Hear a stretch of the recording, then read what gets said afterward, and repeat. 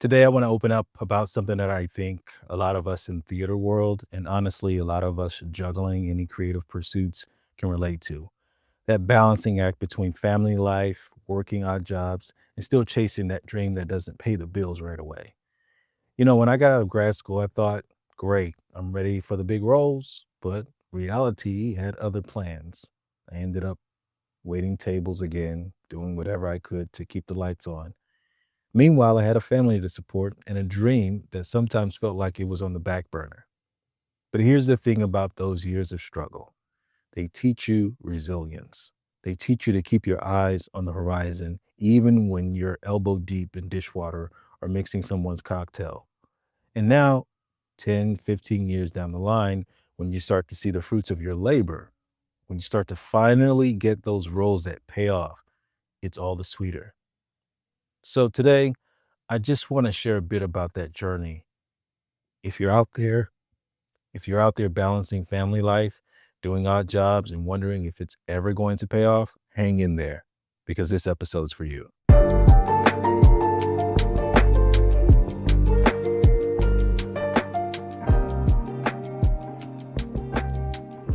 Welcome to In the Waiting Room, a podcast that invites professionally trained actors, especially those from institutions like NYU, Juilliard, and Yale, to sit down and speak candidly about life between the big breaks. It's a space for honest conversations about faith, craft, career, family, failure, identity, reinvention, and the quiet resilience it takes to keep showing up when the spotlight dims. This podcast was born out of my personal journey from a troubled high schooler finding purpose in theater to a discouraged undergrad who nearly quit acting, to a seasoned NYU trained performer who's booked meaningful roles but still finds himself in the waiting room of the industry. So come along on this journey as we speak to actors across the broad spectrum of theater, TV, film, producing, directing, you name it. This is In the Waiting Room with Rashad Edwards.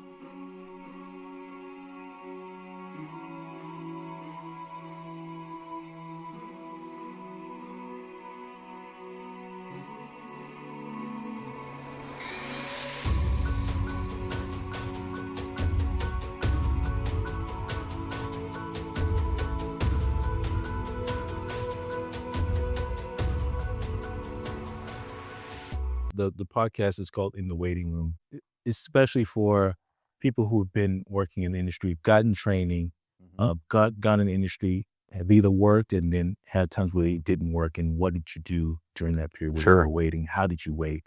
Because I think that really matters. It matters what to do in between the time, because you can let yourself go and think that your career is over. You can think that there is no more hope for you. But who do you have around you? What keeps you going?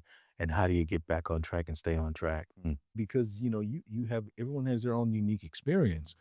I really liked your story when talking about your family last year. Yeah. Because having a family myself and Sure. growing up in this industry, it's been, I feel like, a unique experience. But now that I'm meeting more people around my age, I Yeah. assume can give a little bit more, reference for it. Yeah. Yeah. Yeah. My experience of New York City, you're right. Everyone, we all think we're, unique, but the more and more you try to talk or you do talk to people, you realize you're not. And if you can connect with the right people, no matter where they are on their journey, Hmm. it's exceptionally useful. Um, and so my experience here has always been married with a partner and kids. Yeah. That's it. I moved from Los Angeles to grad school, to New York for grad school. And the first 2 years, my now wife was still in Wisconsin. We were doing long distance. And then we got married, had a kid right before my third year Mm. of grad school. And that does a few things for you. You had a 6-year-old Yeah. during school. Yeah. Yep. So I guess I was fortunate enough that we were still young and dumb enough to have no we had no model of how to do this. We had this tiny 9-month-old, like miniature baby. He was so small. And I had a little bit of heat after showcase, but it was never heat in big paying things. It was just, wow, Andrew, the industry wants you to work, Yeah. and you came here to work, and now you also have responsibilities that other people don't have. And for the first 3 to 5 years, that got me in a lot of rooms.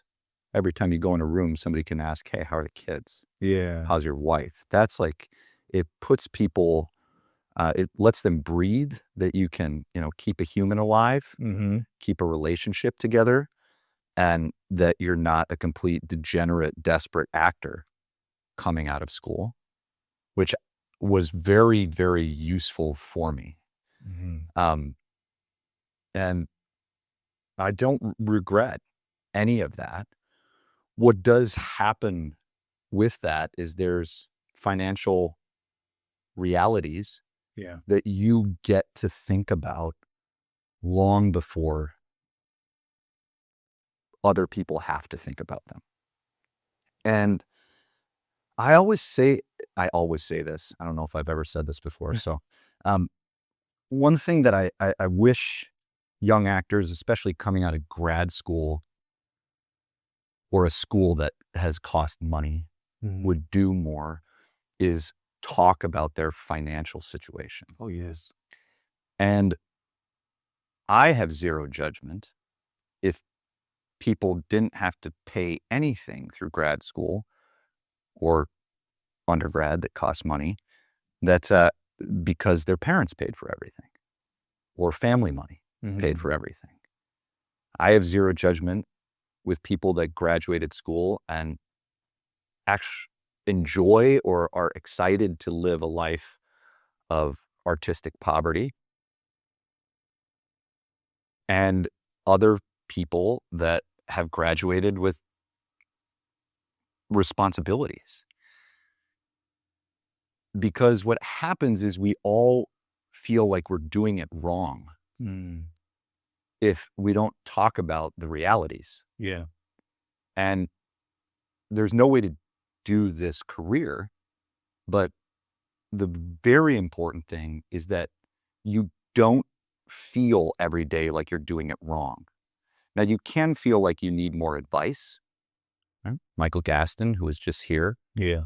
is one of my huge mentors. Oh, I didn't know that. It's changed my life through just advice and checking in on me.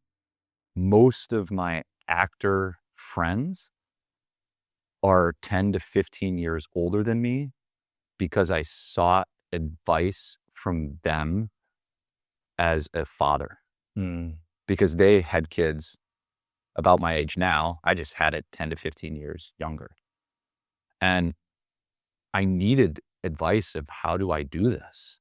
And Mhm. am I crazy? And most of the time, there was no advice. Actors, sure, they can give each other advice. It's very hard for them to give each other's jobs. But if I would make a phone call to Michael Gaston or another NYU grad, Darren Goldstein, Mhm. they would just say, "No, this is it. Yeah. This is what life is." Mhm. And I wouldn't feel so crazy, and I wouldn't feel like I was doing it wrong. Mhm. And so then it gave me freedom to make some choices that didn't have to follow a path. Or if I chose to follow a path, I could say, "Hey, what did you do in this situation?" Yeah. Right? And that, for me, I love mentorship. I love mentoring, and I also seek out a lot of mentorship and other people's stories. Now, I have classmates that graduated that never had to pay for school, or they're living outside of school, and that has continued after school. And while that's not my experience, there's certain challenges that go with that Mm, as yeah. well. And I don't want to impose what those challenges are, but I imagine some of them are, how do you stay focused? How do you stay focused? Mhm. How do you stay, or how do you become not embarrassed that you don't have to work a bartending job or own or run another company. And those are real challenges, and we all have our own challenges. And so if I guess this is my long tangent to say, I wish we would just talk about it more. Yeah. Um, somebody marries somebody who maybe has a great acting career or has a great other career. That provides opportunities for them to make different choices. Mhm. But unless you know how they structure their family or their life, it's very difficult because you start to think, am I doing it wrong? And most of the time the answer is no, right? You just have to find your people who maybe more align with your life path and ask them how they did it. Take parts that you like about it, take parts that you don't like, and then try to use it in your own life. Mhm. Yeah. Have you ever been in a situation where you've had to mentor someone that didn't have someone that was in the industry and couldn't really understand why they were pursuing what they were pursuing? Because it's foreign to some people who don't know the industry. They don't know, rehearsal schedules and tech and Sure. all these things that take away your time. Yeah. I would say that uniquely in our graduating class, we had like 4 or 5, maybe even more actors that were coupled with Mm. someone, and some of them were coupled going into grad school with people that were not in the industry. Mhm. So they were fortunate enough to, at least for those 3 years, the husband or wife or boyfriend or girlfriend could see what it was gonna take to Mhm. try to be an artist, Right. right? Um, I'm trying to think. I probably oh, yeah, sure. So I've mentored some young actors who have partners or spouses, that are in different fields, and one of the biggest things is just to set proper expectations, right? Set proper expectations and let them know that we don't control our results, Mm. that we're gonna have to take a lot of swings.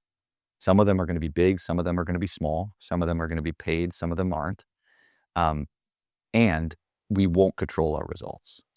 And so if we can all be if those actors and myself can be agreed on what the expectations are of that certain artistic choice, I think that's super useful.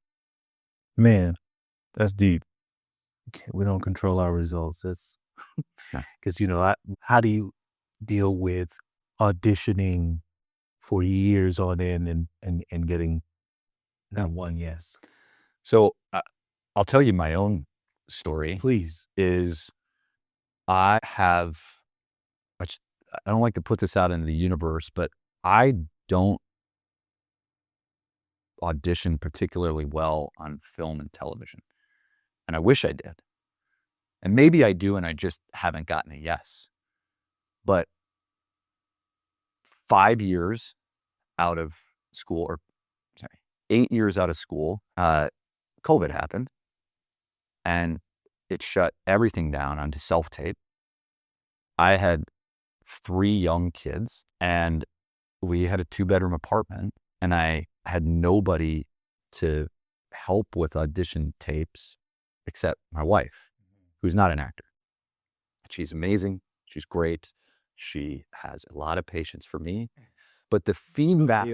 the feedback of how to get better Yeah. at that skill, I still don't think I've mastered. I mean, I know I haven't mastered. I hope I haven't mastered it yet because I hope my career, Y you know. You hope you haven't mastered. You hope that this is not where you have mastered because you have Correct. not gotten it yet. Correct. Because there's a lot of no's. I have done, 10, 15 episodes of television. I've done a lot of theater. Um, and partly for me, what I love about life in general, is probably one of my favorite parts about life, is that life's a group project. It's a group project. And with the self-tapes and even the lack of casting directors in there, it's not so much a group project anymore. Mm. Um, and so every time I can get somebody who has a bigger TV or film career than I do, that is willing to work on a tape with me, I will do it. Partly because I want to see their technique, Mhm. partly because I want to see their setup, And partly because I want to see them go, yeah, that's it. And I was like, that's it? I'm like, yeah, that's it. Just send that. Just send that and hope that you get more reps at this. Mhm. And then again, I feel like I'm not so crazy. If this is the type of work that they're sending in order to book a job, that means what can I control? This is the type of work that I'm sending to not book a job yet. Mhm. What kind of roles do you get called in for mostly? Well, it's changed quite a bit. So it's changed 3, 4, 5 years ago. I started losing my hair really quickly, uh, which I embraced, Mhm. and I just shaved it off. And I was known as a character actor before this, and I would still probably be known as a character actor. But instead of the crazy best friend or the scraggly homeless dude, um, a lot of cops now, a lot of white nationalists, because they tend to be the bad guys. Um, Please. and because I look a certain way. Oh, man. And You think people look at you like that out in the street? no, I think bald is much more common Yeah. now. Um, and then it's really difficult in New York when you say, "Hey, I have 3 kids and I'm an actor," for people to not look at you and go, "Oof, that's tough." Yeah, And they're like, "Oof, white nationalists can't be that," you know? That's tougher than being racist. No. So, no, it's a good question. So now you get called in for those roles. Yep, now I get called in for those roles. Lots of dads, Mm. which I'm A-okay with. Mhm. Uh, the last role I did pre-pandemic, which was, I mean, it was a long time ago, but 2018, 2019, it was like a Civil War soldier. I could Um, see that. yeah, but I had a lot of hair. So Mhm. you look at Civil War soldier, I had a gigantic beard, Yeah. long hair, and that was a workshop at the Public. And then prior to that was a soldier in this Joan of Arc play called Mother the Maid with Glenn Close and Daniel Pierce, who's a NYU grad. Mm. And I was just shaggy Yeah, yeah. and bearded. Right. But I feel really fortunate that my this is so I mean, this is but it matters that my beard is gray. And when my hair grows out a little bit, it's gray. It's salt and pepper. I feel like really, really, really lucky that now I'm younger than the roles I would go in for, and my hope, knock on wood, is that that is really useful for my career going forward. Gives you more longevity. Absolutely. Yeah, Yeah. because you've already Yeah. reached that. Yeah, I have nothing like, I tell everyone my age except people in the audition room. "How old are you?" It's like, "Well, about old enough to have kids like this in this side," Yeah, yeah. and that's enough for them. Right, right. Right. That's good, but we don't get into rooms anymore, right? No. Um, but you do more theater. Are those self-tape too? Yeah, no, so, in my career thus far, Mhm. uh, has been not a lot of self-tapes in theater. I've been really fortunate. Um, Again, it goes back to having a small kid early on, and then my wife and I deciding, well, we're just gonna keep having kids. Like, we're not gonna wait for some event in the future for us to be financially stable. That's smart. Um, we're just gonna keep having them, and then we'll figure it out from there. So during that time, I've done a lot of theater for the last 10, 12 years here, and, have a big resume in that. So it's not often that I put myself on tape for theater. It's not offers, Mhm. right? It's not straight offers at all, but I'll be called back in to see the producer and the director. Mhm. So those are in person. No, that's good. That's great. Yeah. Um, and you grew up in you said in Los Angeles? No, I grew up in a small farm town in Minnesota. Really? So while I did not live on a farm, the town was about 1,200 people at the time when I was there. Now it's about 900. And uh, my dad was a veterinarian of cows and pigs for 40 years. So I milked cows. Milked them. Yeah, milk cows. I baled hay. Those were my summer jobs. I painted propane tanks. Wow. And I played a lot of sports. What'd you do with the pigs? So the pigs stink. Yeah. Not too many milking. I stayed away from the pigs. Pigs smell so bad. And that's harder. And they're loud. Oh, Yeah. pigs are loud. So loud. But we'd be sitting out on our deck and we'd get that nice waft of somebody just spread manure on their field and oh yeah. My dad would know which farmer, Really? spread that day and where that smell was probably coming from. Mm-hmm. And I was looked up to that. If I was in the sciences, I probably would have been a veterinarian. Mm-hmm. But and I could have done it. I just didn't like it enough. No. Yeah. And most of my friends in high school, they either went to play sports. We graduated with 75 kids. One went to be a D3 All-American strong safety. One went on to win the Division II national championship in basketball. Huh. And one went into the military. And I thought, well, I better have some sort of purpose. I can't just graduate here. Yeah. And there was a kid who was a friend of the family who said he was auditioning for schools. I didn't even know you could do that. Yeah. And I thought, well, let me give it a shot. So I auditioned. I did the whole audition circuit in undergrad. Ended up going through a bizarre series of events to the University of Minnesota Guthrie program, which I'm not even sure if it exists anymore. But at the time, Scott Freeman, who runs one of the top acting studios here in New York, was the head acting teacher there. Mm-hmm. And they were poaching people, for lack of better terms, from Juilliard, Carnegie Mellon, University of Michigan, and heavily recruiting. Yeah. And so I was the third graduating class there. And the rest is history. Bounced around a little bit, met my wife at an outdoor classical theater in Spring Green, Wisconsin. She was a local. It's my first job out of school. And I said, this is awesome, but I probably can't stay here forever right now. Maybe if this, and she said, that's fine. So then I went to Chicago for a bit, and then I went to Los Angeles. As a professional. Yeah, as a professional. What happened, and I've done a lot of classical theater here, and I love classical theater. Yeah. And I love the opportunities it's given me.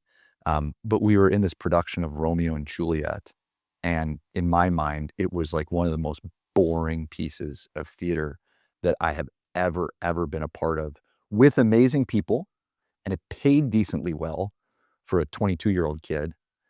But everyone was like, isn't this the best? And I thought, this is not the best. I said, I'm not crazy. My skill might be crazy. Yeah, I got to figure out if I'm crazy or not. And so what I did is I actually just wanted to always come to New York since I was a kid. I wanted to be on Broadway. Really? Yeah, I just went back home to my childhood home. Yeah. And I read all my writings from high school, and I was like, hey, I want to move to New York and be on Broadway and film and television. I don't know why, but I wanted to move to New York. Why did I move to Los Angeles? Because I said, I have to get as far away from this as possible. I have to, this being the theater world in which people say theater is the only medium where you can really be an actor. I said, well, let me do the exact opposite to see if that's true. Because if that's true, then I will come back to theater because I loved it. Yeah. Right? So I moved to LA, and I was fortunate enough to do an episode of ER in the last or second to last season. I got final callbacks for a bunch of episodics there. Did this play called The Brig, which is kind of a famous 1970s off Broadway play here in New York that got remounted and moved to LA. And then really grad school for me was really simple. It was just it was a business decision. That's what it was. Yeah. Yeah. Could you go into depth with that? Yeah. So I was in New York, or sorry, I was in Los Angeles, and I had been there for 2 years, a year and a half.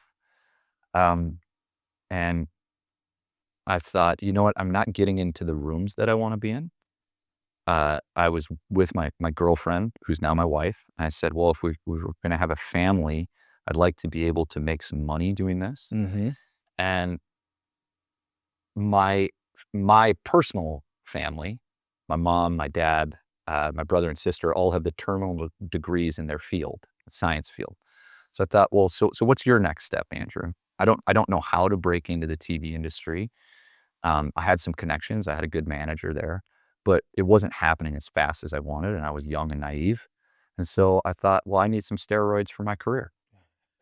And I had one undergrad classmate who had come to NYU, but I just went to audition for MFA programs.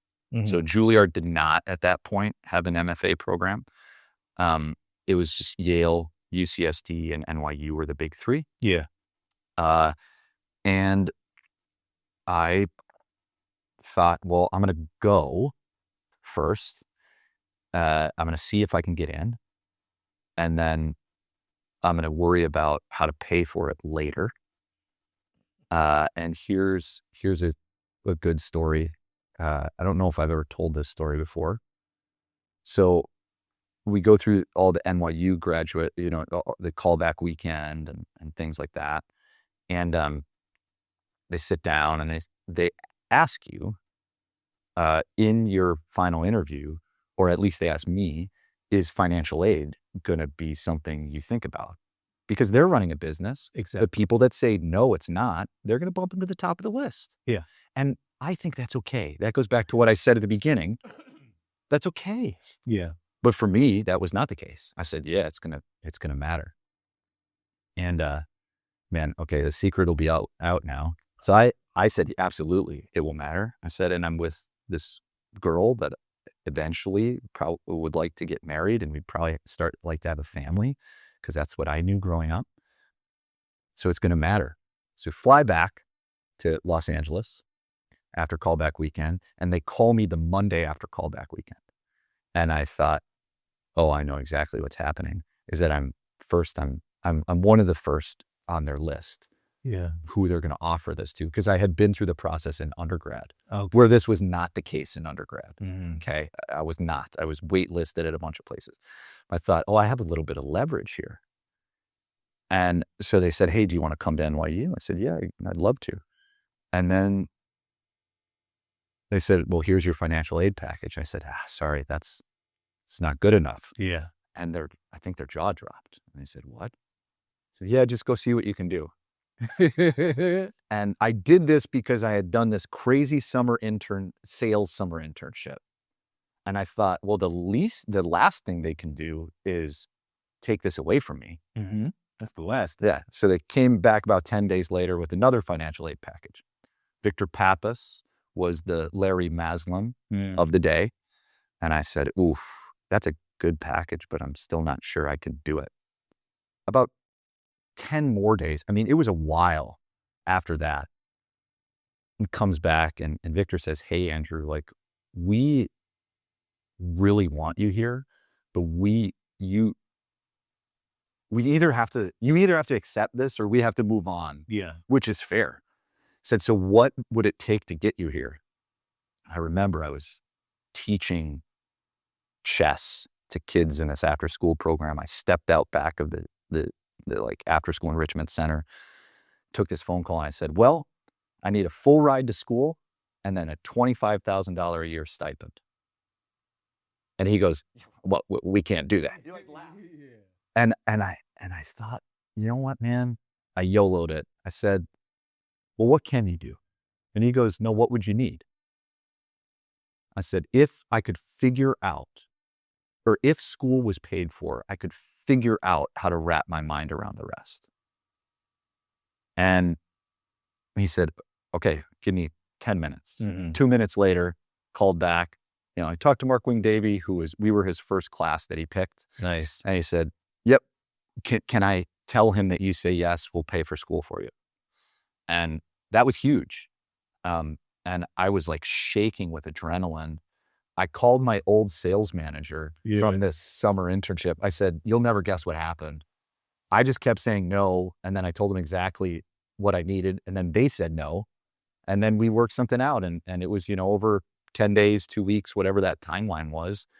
I still always think it was probably like $1 million in lifetime value, and that's something that I wish other incoming classes would know, right? Mhm. So do I feel fortunate to have a full ride? Absolutely. Do I feel super lucky about it? No. I just was so naive, I kept asking for more. And it goes back to the mentorship. I actually remember calling my friend from undergrad who was in NYU at the time, and I said, "Hey, what was your financial aid package?" And she told me. That's important. She told me, and so I got a reference, Yes. and I used it because financially nobody's looking out for you except yourself. Mhm. And then I kept asking for more during school, not to be greedy, but because I knew in 3 years, even if I got a great job when I graduated, I had a wife and a son. Mhm. Like, there were gonna be some financial responsibilities. And so I graduated with some debt to live here. Um, but yeah, that's the story of how I kept my loans low. And I didn't have any help at all. There was no help with any of that. It was just me asking for more. So your parents. No, the grad school for me, they were like, good luck. Mhm. And, and,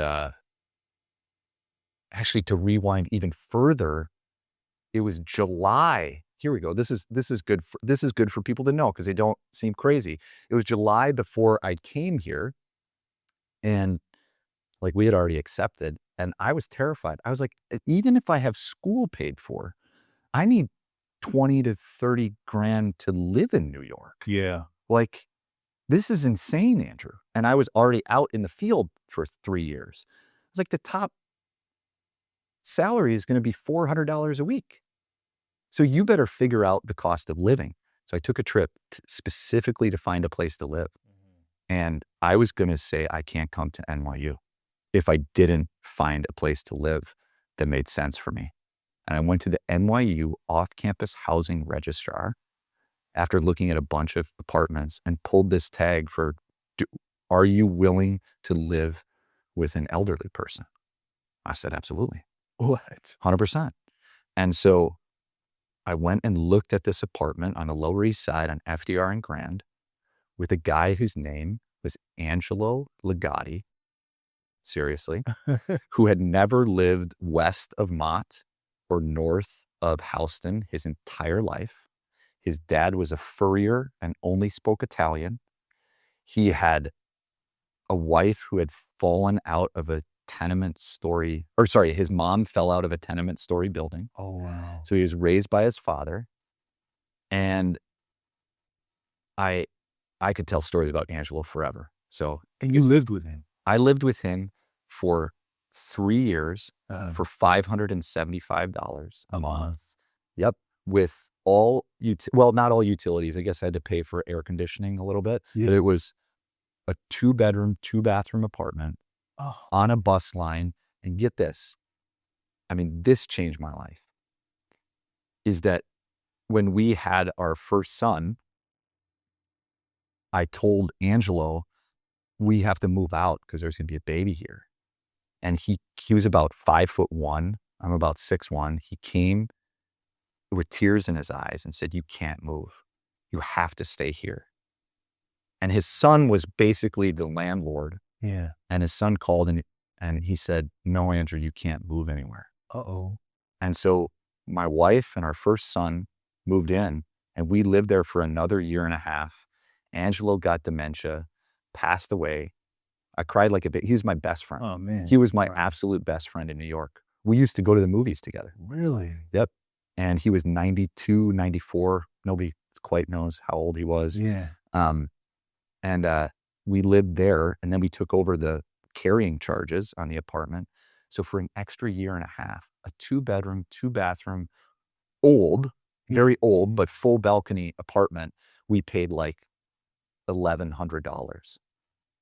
What a blessing. And that's the stuff that people don't talk about enough. They're like, Andrew's worked all the time. This happened, Rashad, this happened in when the world shut down. So many friends of mine said, Andrew, you just work all the time though, you'll be fine. I say, yeah, but if you look at my tax documents, Oh my. it has never been acting. Mm-hmm. That's not how we pay our life. Right. I figured out how to hack the cost of living, which started with that July trip prior to NYU. Mm-hmm. It's because I asked for more money from NYU. And then I've always had other jobs. So Non-acting jobs. absolutely. I still do. Like what? So right now I help run a company that is a habits-based life coaching company for teens and young adults. Okay. My wife and I own some after-school enrichment franchises. When I was a teacher in LA, Mm-hmm. they approached us to start one in New York, and then we bought another one. I mean, we had no money. Yeah. It sounds like I have money, Right. but we had no money. We had 2 kids. Yeah. I bartended. The last 3 TV shows I was on prior to like 2016, I watched while I was bartending. People were like, "Oh, you're an actor?" I was like, I'm right right there. there. I was like, right there. And I had no ego about it. Yeah. We love sports in our family, so I would kill to be a bartender every football Sunday, Mm-hmm. and I would hear one of my best friends, his grad school classmate. I would hear his voice, Bud Light, drink a Bud with friends. Wow. And I would be like, that motherfucker, he's making 100 million times what I am. Yeah. But this is the cost of getting a career here.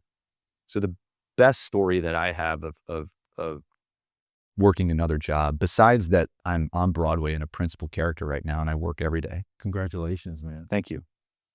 Is I worked overnight at Apple Fifth Avenue selling computers and phones. Right. Even with the Broadway. So not with the Broadway Oh. gig. This is rewind. Okay. But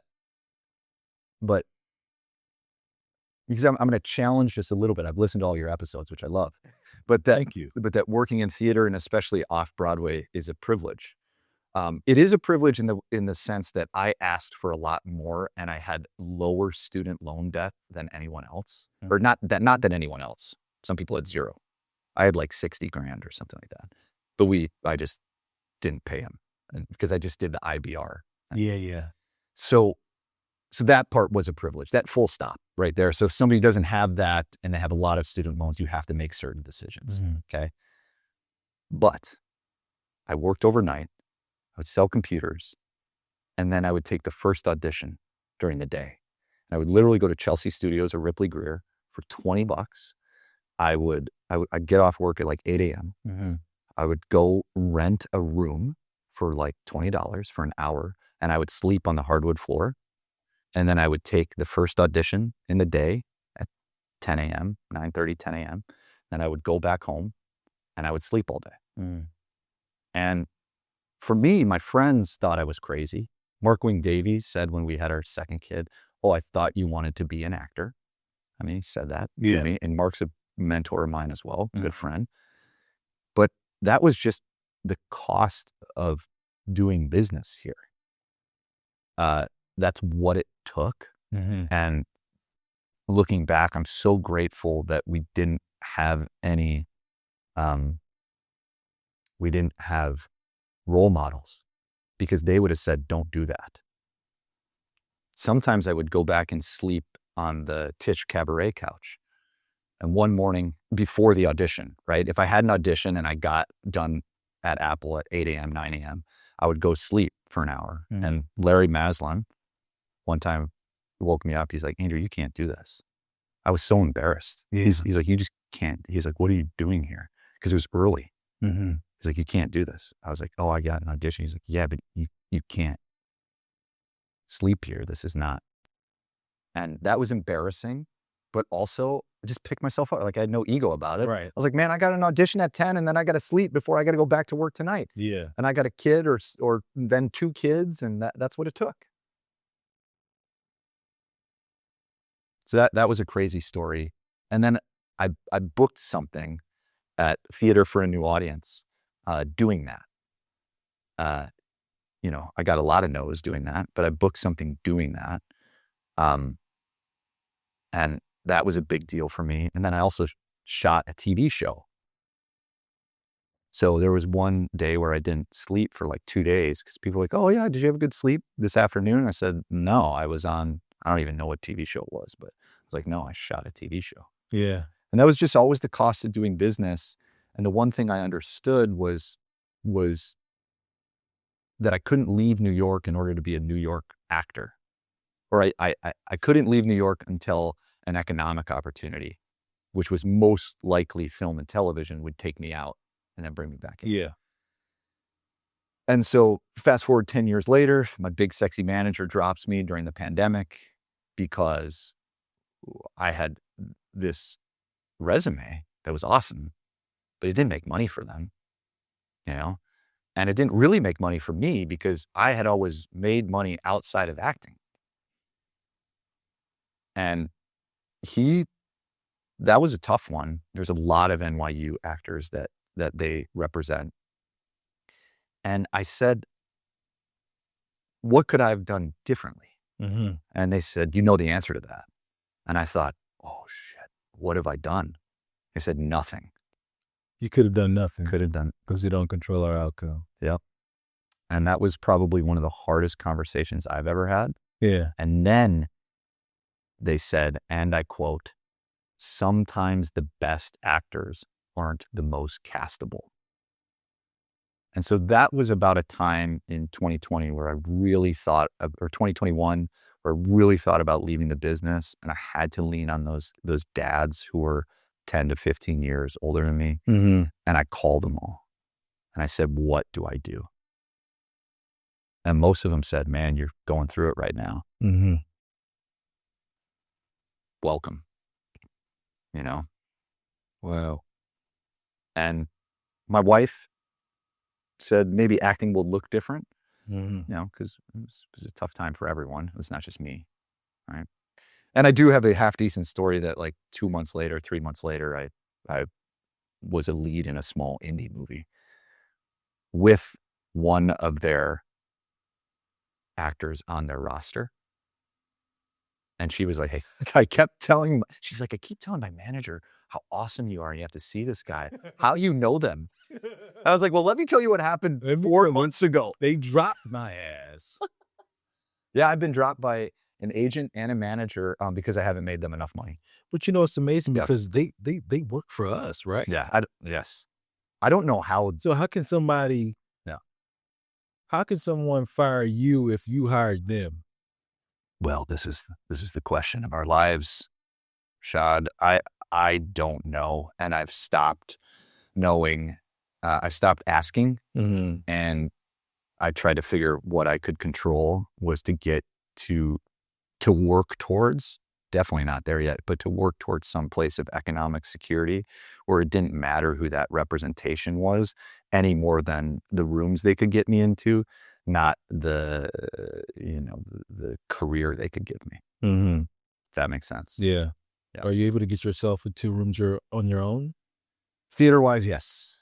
How do you do that? Persistence. Never give up. I mean, that's the biggest thing. Mm-hmm. You know, that's been by far and away the biggest thing. When that manager had dropped me, I made a commitment to myself, and I'm not there yet. I have a long ways to go, is that I had so many fans in the casting community, like big fans, but they were all out of jobs now too.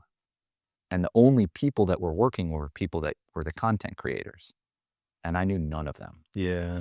Now I was okay with that trade-off because what I had controlled is my creative efforts went into raising my kids and keeping a marriage alive. Mm-hmm.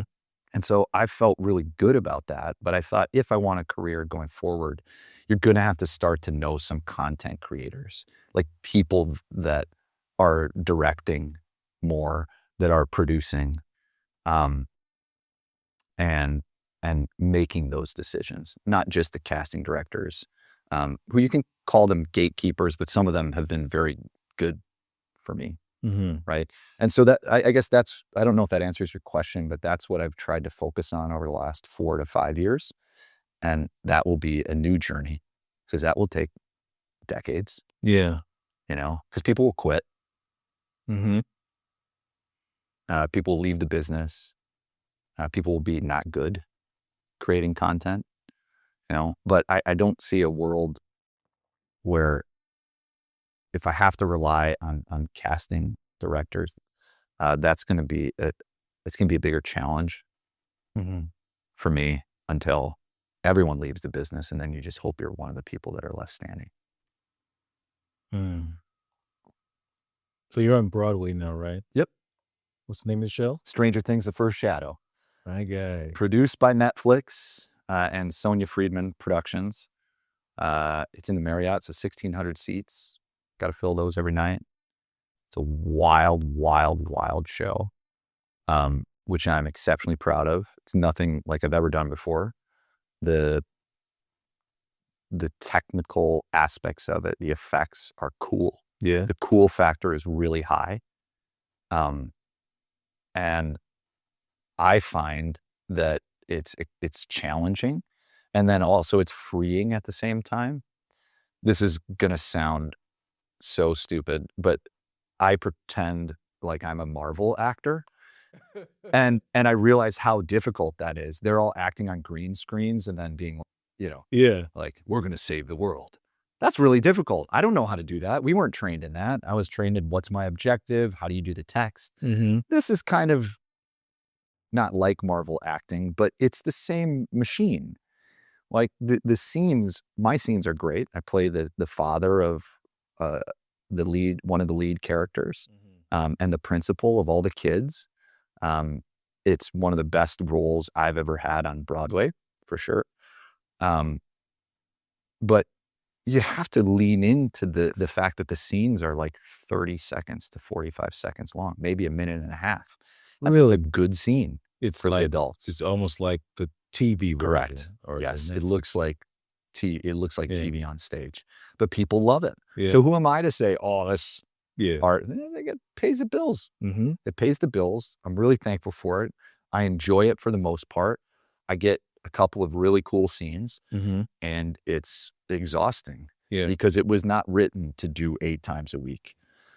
We do it 8 times a week, but you realize, man, this is it was written by Kate Treefree, who was one of the executive producers on the TV show. Okay. And so there's a great freedom with that where she writes, "Hey, the Demogorgon has to come down from the ceiling and, this blows up and then this person gets possessed and there's things that you have never seen in the theater before, which are really cool." Yeah.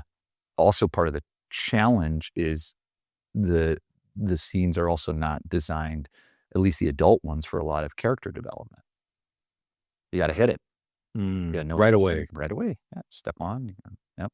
So what would you say is the difference between, like, Broadway acting and I would say, like, off Broadway or maybe Shakespeare in the Park or anything that's unlike the Broadway beast? So that's a good question. So I've done 4 Broadway shows now. Um, this is new for me because it's a commercial open-ended production, and it hasn't closed yet. Thank you. So what's new in this one is that we've done 175 of these, and it is a meditation on mental health Ooh. and keeping things fresh Yeah. because you're not only playing the same character, like maybe a network procedural, you're saying the same words every single day. And that's a new thing to learn for me. Um, It's also an exercise in being grateful for a job. It's also, now that we're in the middle of our initial contract, there's not really much the industry can do for you. So that's probably the most different thing for me, besides that they're paying well, Mm-hmm. which theater doesn't normally do, is that there is no end here. You're not doing the show so somebody comes and sees you in the show and puts you in a project that's starting in 2 months. You're not available in 2 months. Right. So if you don't like this, that's going to be a challenge for your career as an actor, Mm-hmm. because you get to do the work, if that makes sense. No, yeah. Off Broadway, I find it fun because there is a little bit of excitement. It's like, man, I'm doing this show. I'm playing Glenn Close's son, right? Former executive producer of one of the Law and Orders is directing. We're doing it for 3 weeks. Maybe we get extended for 4. Does it get moved to Broadway? Does Glenn want to move it to Broadway? Do they not? This is exciting. Mm-hmm. And then that either the excitement happens and it goes somewhere, or it doesn't. Here, this is the excitement. You've reached it, right? The pinnacle, meaning commercial, non-musical Broadway theater. Big spectacle. You've met it. There's no next. Mm. There's no next. And then really what I love is just, my wife actually loves this, and she doesn't suffer fools. You know, she's seen it like 7 times, and my kids think I'm cool. That's great. And that's good, you know, that's a win. That's a hit Yeah, win. that's it. That is. I mean, because, Stranger Things has a huge following. And, It's huge. to be part of something like that, I'm pretty sure your kids are very proud of you. And, Proud to is see that. strange, is a different word. So my kids are 8, they're each, there's 4 years in between each of them. And so this is really the first time that my youngest son, who's 6, remembers me as an actor and has like a little bit of consciousness. So Yeah. he'll just, I just work other jobs. Yeah. I still do. Right. So, and then my oldest son remembers being in the theater when he was young, because he learned how to walk in the basement of the Friedman Theater. Yeah. Like that's really cool. And so now they like know dad as an actor, and that's exciting. And I think that's exciting for them. And I hope this leads to a career like some of the other people that you've had on this podcast. Mm-hmm. But I don't control any of that. And Yeah. I wish I could. If I was a better producer or writer and director, I would definitely go and try to control that out of this. What am I writing? What am I producing next? And maybe someday that'll happen. Yeah. But even with that, you still don't control anything. You don't control the economics of it, Right. unless you're going to go raise, $5 million and pay yourself a certain percentage of it. Then you're like, yeah, I got my job. Yeah. And I don't care if the art is good. At least I know I'm going to produce this, and here's the comp for it. Mm-hmm. Yeah. Could you speak a little bit about having this career and keeping your family together and some of those challenges, if you've had any? Yeah. I'm pretty sure you have. Yeah. Being married for 19 years? So we've been together 19, and we've been married for 14. 14. Okay. Yep. Right. So you've hit a lot of those, what do you call, milestones in marriage, 7 years, 10 years. When you get to these numbers, then, Yep. you have history with each other. Sure. And Absolutely. you watch each other grow up. Yes. So, Yes. So which challenges are most useful for me to talk about? any you care to share, even with when it comes to, I guess, negotiating. It's a negotiation where which jobs to take, which Yep. jobs not to take, what's going to support your family, what's not. How are your kids going to see you if you take this job, if you don't? And, Yeah. So I'll be just super transparent. My wife has been unbelievably supportive throughout this whole journey. It's never mattered how much the job has brought in or not, because we're both entrepreneurs outside of this. I'm like, look, we got really good at being really poor, right? health insurance, food stamps, right? Subsidized housing. It's a full-time job. We got really good at that. And we would use those social services in order for me to go take a Broadway gig. Just would be, right? Yeah. So one of those challenges is that you have to be good at being poor and having no money. You have to understand resources that you can take advantage of and not feel guilty about them. Mm-hmm. Okay, so that's number one. Number two is she's been incredibly supportive. So I've never felt, as long as I could say, hey, I think this would be a good thing for my career, but it's not going to pay any money, right? Or we should take this because it does pay some money. Yeah. And we were on the same expectation there that would be good. That was one of them. But the biggest challenge for us is that do you stay in the city to raise kids, right? And when we first had our kids, my wife said, there's no way that they're going to school in the city. And then probably about 4 years ago, during the pandemic, I would have moved out of the city. And she thought, no, this is home. She loves the art and culture, and we both love the art and culture. And so she wants to stay in the city. And so there's a challenge and a negotiation where I buckle up. Mm-hmm. We have all 5 of us in a 2-bedroom apartment. It's Manhattan Plaza. So it's an artist housing. It's like, where the Hell's Kitchen, the musical, is based off of. Yeah. Yeah. So that's the building we live in. But one of the challenges is who wants to leave New York City when? And we've wanted to leave at different points in our lives. And so it's always kept us here, right?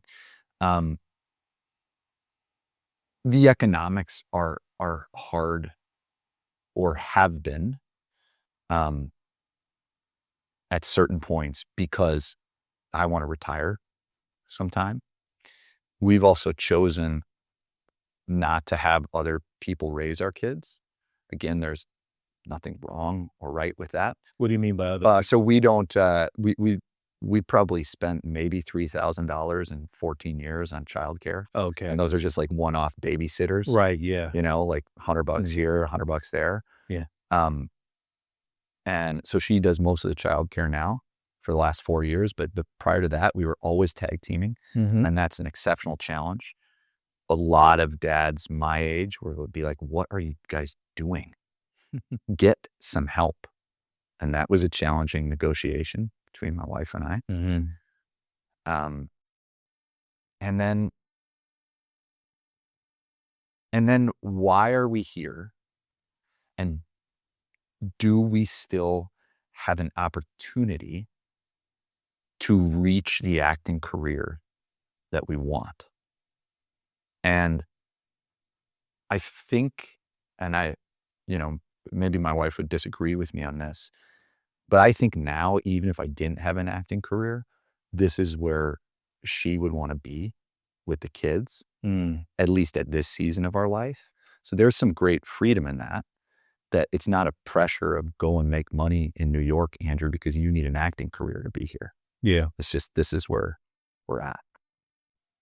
So you never, yeah, no, absolutely. So you never have a desire to want to go back Midwest? I'd go back to the Midwest now. Absolutely. Yeah. Especially because, look, I would love more opportunities on film and television. Mm-hmm. And not just because most of the time the economics are a little better. It's not all the time. This is a great job at Stranger Things. Thank you, Netflix. Yeah. Thank you, Sonia Friedman. But because you can travel, right, back and forth to do it. I miss some peace and quiet sometimes. It's harder for me to slow my brain down in the city. And I love my family, and we don't have any family here. So I wouldn't be going to, Florida or something like that to get warmer. I'd like to go back near family. Yeah. But we have the challenge that we've always done, or that we've always taken upon ourselves, is how do we stay close to family that doesn't live in New York City? So we've taken maybe 3, 4 vacations in 14 years that weren't back to Minnesota and Wisconsin, They were not? that were not to go see, Yeah. grandparents, Mhm. relatives. Um, every summer and every Christmas vacation or vacation for the kids, or like, off school. Um, up until this last year when I've done the Broadway show, we get in our minivan and drive 18 hours overnight from the heart of New York City, one shot all the way through to somewhere in the rural Midwest. And we land at, 10, 11 a.m. To see family, stay there for a week or 2. It used to be 2 months. Oh, Now it's more like 3 weeks. And I work my other side job, or not so side job, as sometimes I call it, either from, a bedroom or an office in there. And we feel really fortunate about that. Like, our kids really, really, really look forward to family coming in town. And that's a big part of our purpose and culture and values. Um, and I guess that makes me feel like we're a little we're we're closer to where I grew up, even if not geographically. mm, That makes sense. yeah. No, it's great. Yeah. That's a pretty long drive. Um, Well, the kids loved it. The no, kids I are know like, they did. I know listen, a couple years ago, um, we decided to go to take the kids to Disney, yeah, and, we planned this trip for a whole year. Went to the airport, at LaGuardia or JFK, one of them, and all the flights were canceled, all of them. Every airport, because there was some sort of big storm or whatever, sure. and we looked at each other and said, "We cannot let the kids down. Mhm. What are we gonna do? Yep. Let's drive." Yep. So we took a car back to our house and picked up some food for the road, and we hit the road and drove all the way down to Florida.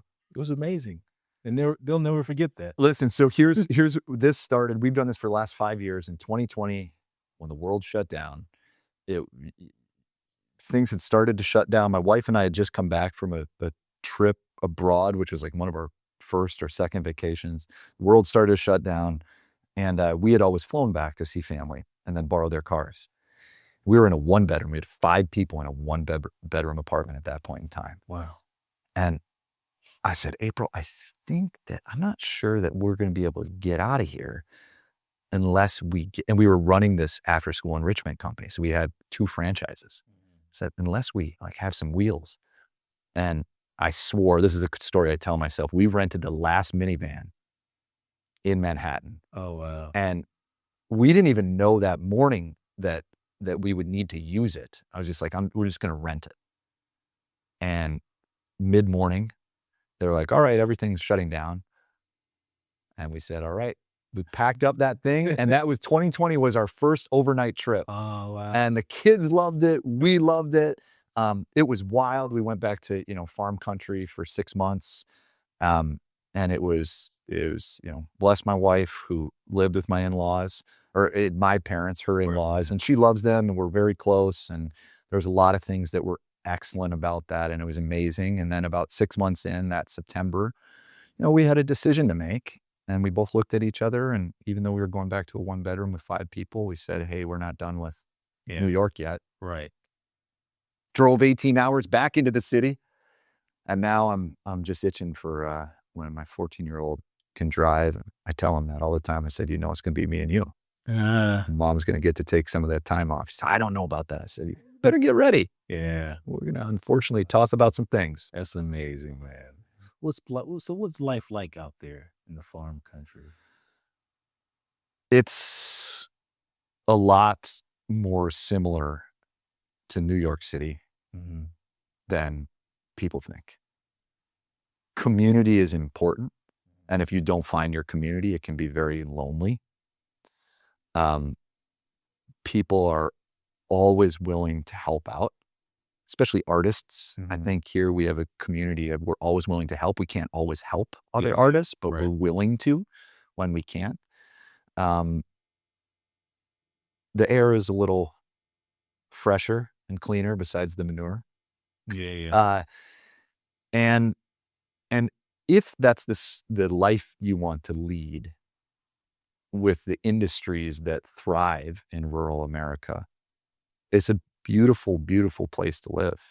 It's an amazing place to live. And if not, like I wanted to be on Broadway, you're not going to be on Broadway in Minnesota because Broadway happens in New York City, right? Right. And so that that became just what I wanted to go for. My wife and I always say we couldn't do the suburbs. We either have to go into the middle of nowhere or in New York City. There's no in between. No in between. And one of the things that There's some nice places in New York. I- There's some back above. I You know, you can go to New Rochelle. It's a beautiful but place. even New Rochelle, I'm why would I go to New Rochelle? I'm It's in a 20-minute ride from the city. yeah, but then I'll just go. You can be a 2-hour drive. Like, You're gonna go further up. sorry, you can be a 2-hour plane flight. Oh, Yeah, gotcha. I would just we're either in the city Mhm. or we're in the middle of nowhere. We like some intensity, some experience. You're never concerned about the crime In New especially York in City? Hell's Kitchen. Um, concern concerned. So this is really based on my life experience. In the town I grew up in, if you imagine you have about 75 kids graduate. I think we had 75 kids, and then we actually had 85 kids graduate and 10 foreign exchange students. So 75 local kids. Mm. We had for about 5 to 10 years straight, a kid in the community die of drunk driving or a farm accident. To me, that rural Minnesota town or towns around are just as dangerous as Hell's Kitchen. I mean, if per capita. So am I concerned? No. Do we see a lot of drugs, a lot of house folks? Yes. Uh, do I think it's an opportunity for our kids because there's some addiction that runs in our family to say, hey, you don't have to like imagine what it's going to be like if you drink too much or do too many drugs. That's it, Yeah. right? They're right there. So bizarrely, and maybe this is me just having some willful ignorance, is it's no more dangerous than where I grew up. I'm sure everyone's going to listen to this where I grew up and go, "You got to be kidding me! It's in New York City." I say, Right, right. Because, those things that the examples that you brought up about where you grew up were personal yeah, choices and accidents. yeah, The things that we're seeing in our city under our nose are unprovoked things that come upon you from someone else and not necessarily your own choice of getting in the car, driving drunk, yeah. or operating a machine and having an accident. Sure, but imagine being in the other car of somebody that's drunk and driving at you. Yeah. That doesn't happen a lot in New York because if you're going to go, Only if you're riding a bike or a steer. yes, don't, yes, wear your helmets everywhere. Everywhere. Every riding a bike or scooter. Yeah. So I don't worry about crime, and maybe that's just because I have to put my mind somewhere else raising 3 kids here. Our oldest one rides a subway to and from school. He actually rode the subway for about 6 months without a phone or a device, and I look forward to that. Yeah. I was like, I can't wait till he calls me from a deli in Sheepshead Bay and goes, Oh my Dad, I don't know where I am. And I'm like, great, I don't either. Let's figure this out. Yeah, but I'm late for school. You're darn right you're late for school. Let's Right. figure out how to get you to school. I've had that even with a son having a cell phone. So Yeah. yeah, it's Yeah. Yep. no, it's it's an adventure. It's definitely Do you live in the city? yeah, I live in Washington Heights. So we used to live off of Arden and Nagel. Oh, Way up there. Wow. Yep. We were, as I would say, the reverse raisin in the sun. Oh, yeah. This is after we left Angelo's place because they had to sell his house. Mhm. We were the first white family there. And I just looked at April and I said, we got about 2, maybe 4 years until we can't afford this place. And that happened. I used to bartend at a place called Crazy Annie's, which was right by. Yeah. So I did that for a long time. Okay. I've probably seen you. Yes. And that was one of the places where I would watch myself on TV. Yeah. Right. And I love sports. And, I happen to be one of the few white people in there. Mm-hmm. And there would be teachers that would come because some of the schools were more challenging up there, right? And they would just have happy hour. And Oh, yeah. they were great customers. And then the other great customers were some people that controlled the streets. Mm. And I had to kick a few people out. And then I remembered, I will never forget, there was one time, one of my best customers, we all knew he was a dealer and probably a kingpin there, Mm-hmm. gathered all his lieutenants around, and something happened. And all of a sudden there was like 15 guys there, and he gave them all direction, which was, from what I could understand, go get your corners back.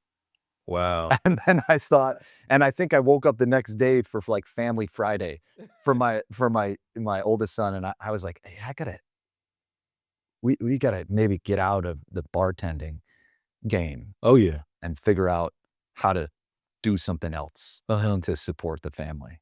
Yeah. Yeah, but Crazy Annie's. Why did they close Crazy Annie's? I just couldn't make enough money. Oh, really? Yeah, that is why. And I was there right kind of at the end of it.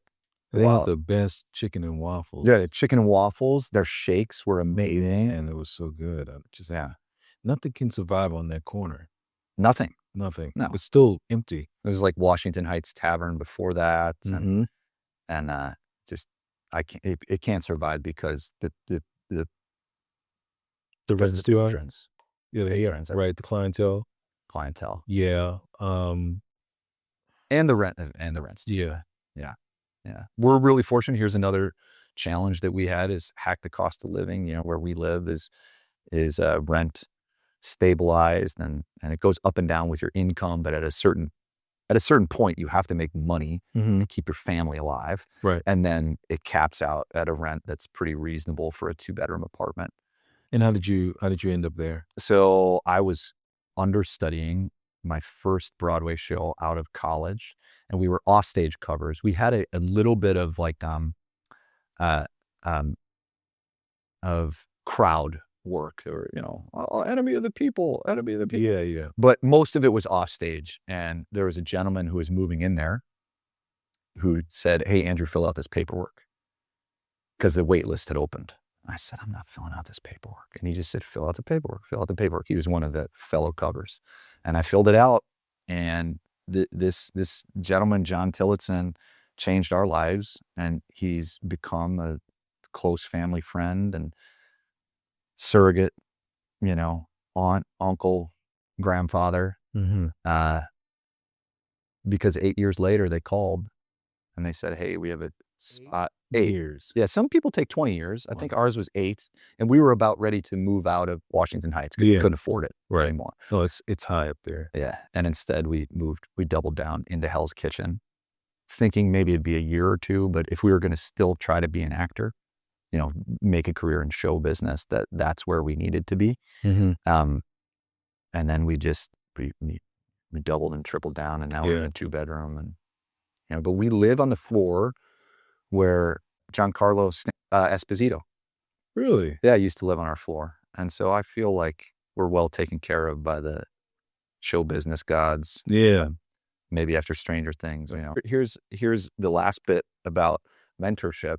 One of my very good friends, Miranda Anderson, who's an actress here in the city, got an affordable housing, like in an apartment. And I said, how are you still doing this, Miranda?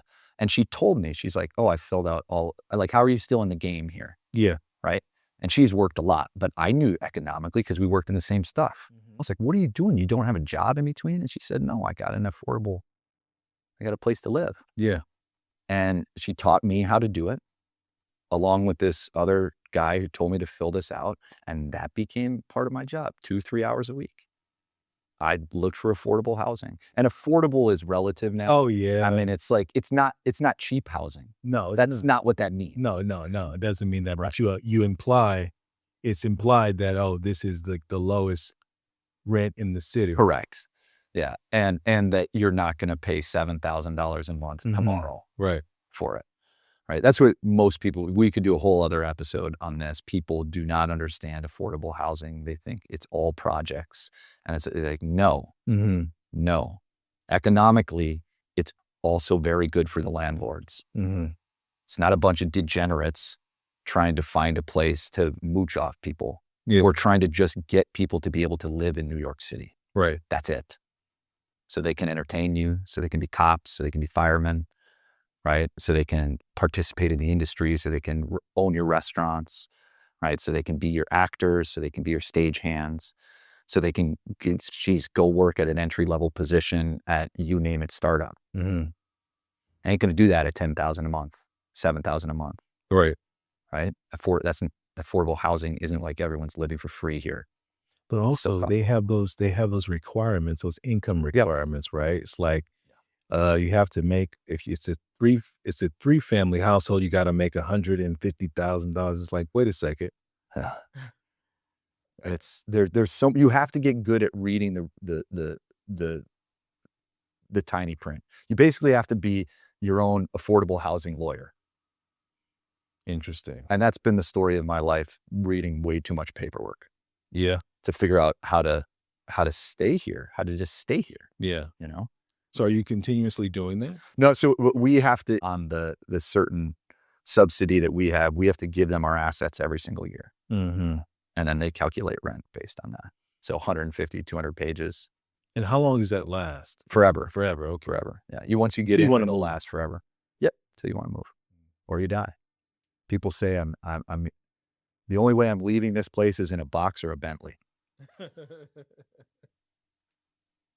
Yeah. Good. What was the name of the company that you said two? You do the after school thing? Yeah, after school. And you did another thing For young teens and young adults. Teens and young Yep. adults. What's So it's Southwestern Student Coaching. It's a subsidiary of this crazy sales internship that I did in college. But what we do is we basically do life coaching for teens and young adults. And we've coached like 600 kids across the country. And it's given me, that's what I do. keep track of those kids? Yeah, absolutely. Yeah. Some of them, I'll tell you, one of the coolest stories is there was a guy who was failing out of school. It was like trade school in instrumentation tech in Texas. So they go in with instruments into hazardous plants, make sure, there's no gas leaks, stuff like that. And I said, well, the beauty of this is I know nothing about that. And let's see if this coaching works. And he went from failing in 2 years to graduating valedictorian of his class. Nice. Getting a $90,000 job right out of school. And that was really just by changing his mindset. Yeah. Changing his habits, and changing what he thought was possible in life. And so we do that for kids all over the place. And sometimes their parents pay for it. Sometimes their aunts, uncles pay for it. And then we have a whole nonprofit for foster youth when they don't have the funds to pay for it. Nice. So, yeah. And then talk about the after school thing briefly. Yeah. So the after school thing was in it previously, but my wife is a phenomenal educator. She ran one of the top dance studios in Wisconsin for 20 years and really the Midwest for 20 years.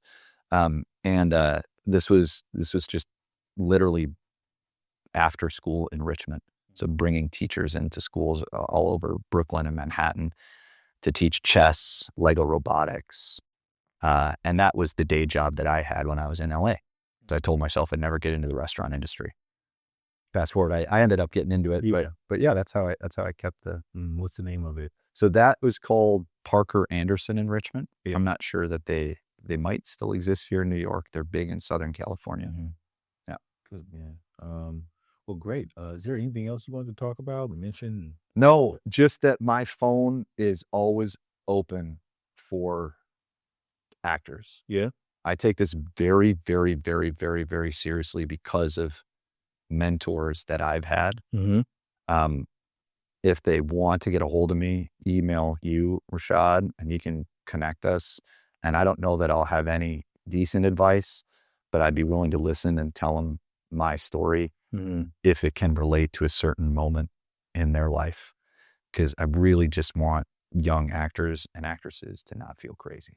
Oh man, that's great. What's your Instagram handle? Andrew Hovelson, there's not a lot of Norwegians here that are trying to blow up Instagram. So just my name, Andrew Andrew Hovelson. Hovelson.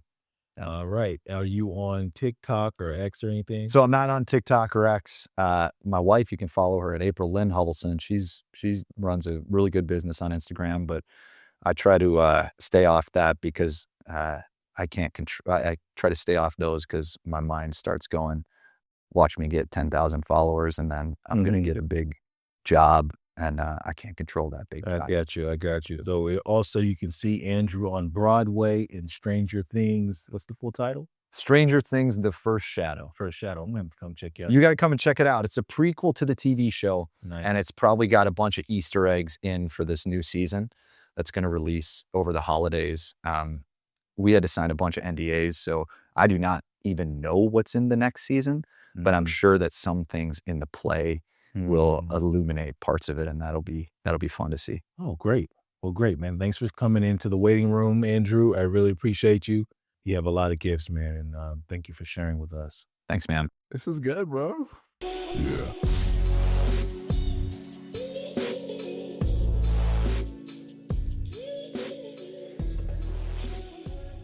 All right, people. That's it for today's session here in the waiting room. If you got something out of this conversation and you find value in this content, whether it made you laugh, think, or take notes, don't just keep it to yourself. Share this episode with a friend who's grinding toward their own dream. And make sure you hit that subscribe button so you don't miss the next drop. And if you're on YouTube, smash that like and the ring bell so the algorithm knows we're bringing the heat. On Apple Podcasts and Spotify, leave a review. It's free, it takes 30 seconds, and it helps this show reach more folks like you. Until next time, I'm Rashad Edwards reminding you the wait is never wasted when you're working on your craft and yourself. See you in the next one. Peace.